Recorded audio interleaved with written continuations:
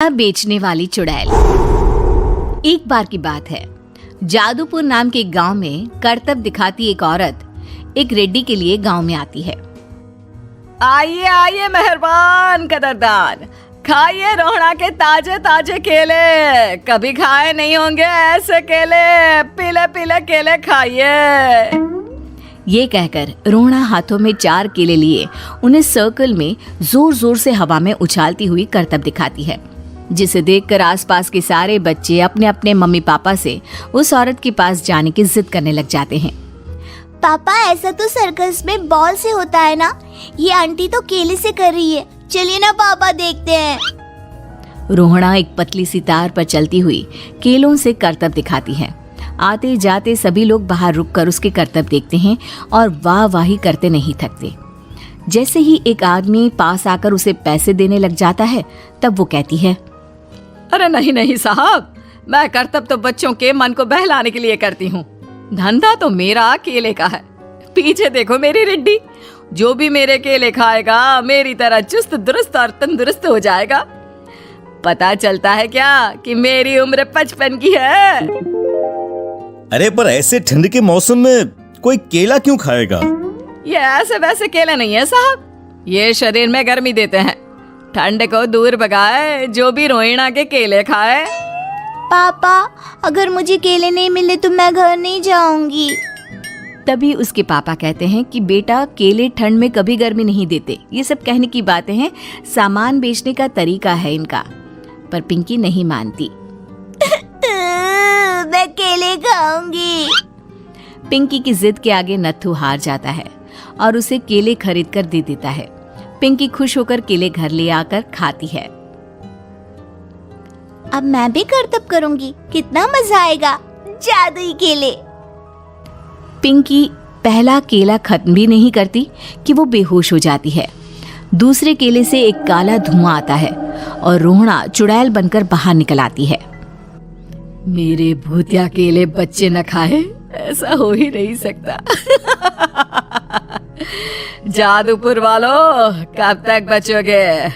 आ गई हूँ मैं रोहड़ा, जिसका कोई नहीं कर सकता सामना। रोहड़ा पिंकी को गोद में उठाकर काले धुएं में कहीं गायब हो जाती है। शाम के वक्त नत्थू घर लौटता है और पिंकी को घर में ना पाकर उसकी माँ से कहता है, माँ पिंकी कहाँ है? अरे बेटा, उसे तो तू सुबह करतब दिखाने ले गया था ना, फिर कहाँ वापस आए तुम दोनों? मुझे लगा तू उसे अपने साथ मंडी ले गया होगा। हे भगवान, मेरी बच्ची कहाँ गई? मैं उसे घर ही तो छोड़कर गया था माँ। नत्थू गांव के घर कोने में अपनी बेटी को ढूंढता है, पर उसे वो कहीं नहीं मिलती। परेशान होकर आखिर रो रो कर नत्थू हिम्मत हार कर घर लौट आता है। अगली सुबह रोहड़ा फिर से करतब दिखाने आती है और इस बार पिंकी की तरह रोनी केले खरीद लेता है। 50 रुपए दिए थे पापा ने, सारे पैसों की मैंने केले खरीद लिए हैं। अब मैं भी आंटी की तरह ही करतबबाज बन जाऊंगा। यही सोचते हुए रोनी केले खाता है और पहला अकेला केला आधा खत्म भी नहीं करता कि चुड़ैल उसके सामने आ जाती है। मेरे साथ चलने का समय आ गया है रोनी। ये तो बस शुरुआत है। अब इस गांव के सारे बच्चे धीरे धीरे मेरे कब्जे में होंगे, एक बच्चा भी नहीं बचेगा। ये कहकर रोना रोनी को गोद में लेकर काले धुएं में अदृश्य हो जाती है। इसके बाद हर रोज गांव में से कोई ना कोई बच्चा गायब होता, पर ऐसा क्यों हो रहा है किसी को भी समझ में नहीं आ पा रहा था। रोज की तरह अपनी बेटी पिंकी की तलाश में नत्थू गांव के एक तालाब के पास बैठा रो रहा था। कहाँ गई मेरी पिंकी? शकुंतला के जाने के बाद एक वही तो मेरा सहारा थी। अरे उसकी आत्मा कोस रही होगी मुझे कि मैं अपनी बच्ची को संभाल भी नहीं पाया। नत्थू ये कहता हुआ रो ही रहा था कि तभी तालाब में से उसे शकुंतला की आवाज सुनाई देती है। कहाँ थी तुम शकुंतला? हमारी बच्ची और सारे गायब हुए बच्चे रोहड़ा के कब्जे में हैं। वो बच्चों को जो केले देती है उससे बच्चे बेहोश हो जाते हैं और उसके कब्जे में आ जाते हैं और वो उन्हें ले जाकर काली दुनिया में ले जाती है। पर वो ऐसा क्यों कर रही है?